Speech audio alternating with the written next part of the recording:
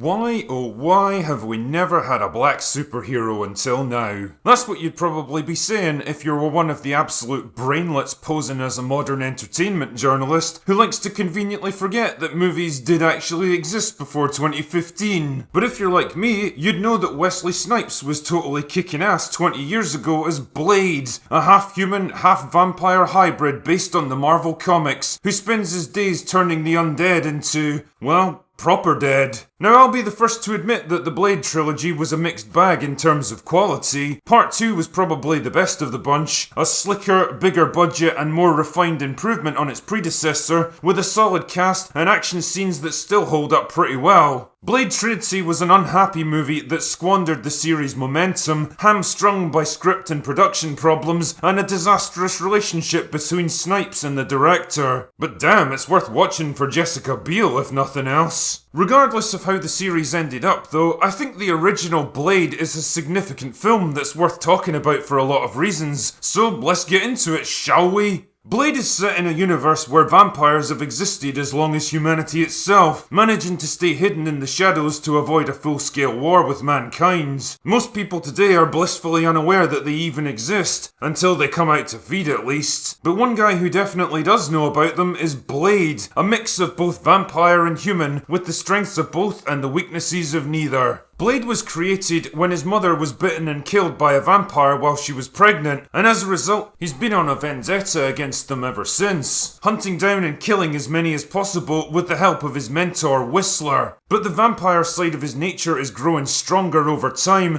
forcing him to rely on increasingly powerful drugs to suppress it. And when one particular hunt brings him into contact with a human hematologist, Blade begins to uncover a plot by rogue vampire Deacon Frost to resurrect an ancient god and take control of the human race forever. In a lot of ways, Blade was very much ahead of its time, its success opening the door to big-budget comic book adaptations that other properties would soon follow. Long before the mighty MCU was even a twinkle in Marvel's eye, this film proved that it was possible to take a relatively obscure character and build a successful franchise around them. Damn, it even did bullet time a full year before The Matrix made it the coolest thing ever invented.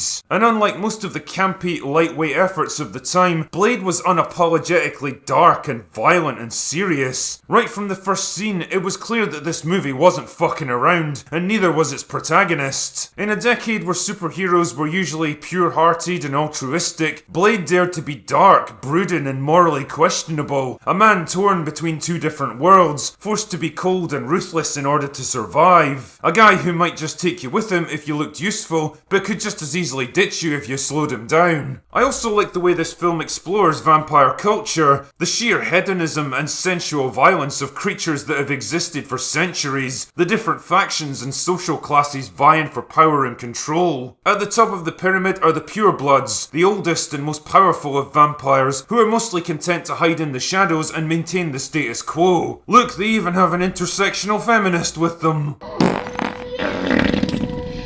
Beneath them are the vampires who started out as humans before being infected and turned. They're reckless and unpredictable, and kind of looked down on as inferior by the others. Guess which group Deacon falls into? He's kind of a revolutionary force, out to destroy the old order and burn down everything that came before. And naturally, there's only one man powerful enough to stop him. I said before that Blade was ahead of its time, but the problem with being a trailblazer is that you inevitably make a few wrong turns along the way, and at times it's very obvious that Blade was kind of a prototype, trying out new things and not always succeeding. The special effects are pretty laughable by today's standards, and as awesome as Wesley Snipes is as Blade, it feels like sometimes he forgets which movie he's in. One minute he'll be stoic and broody, and the next...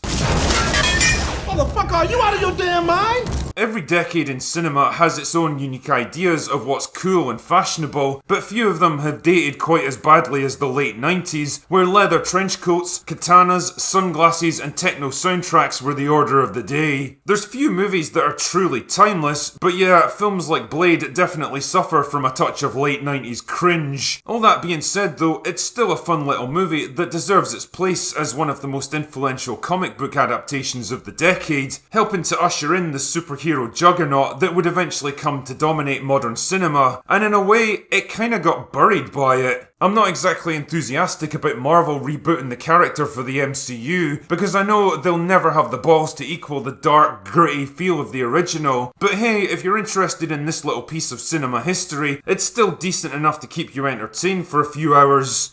Just remember... some motherfuckers are always trying to ice skate uphill. Anyway, that's all I've got for today. Go away now.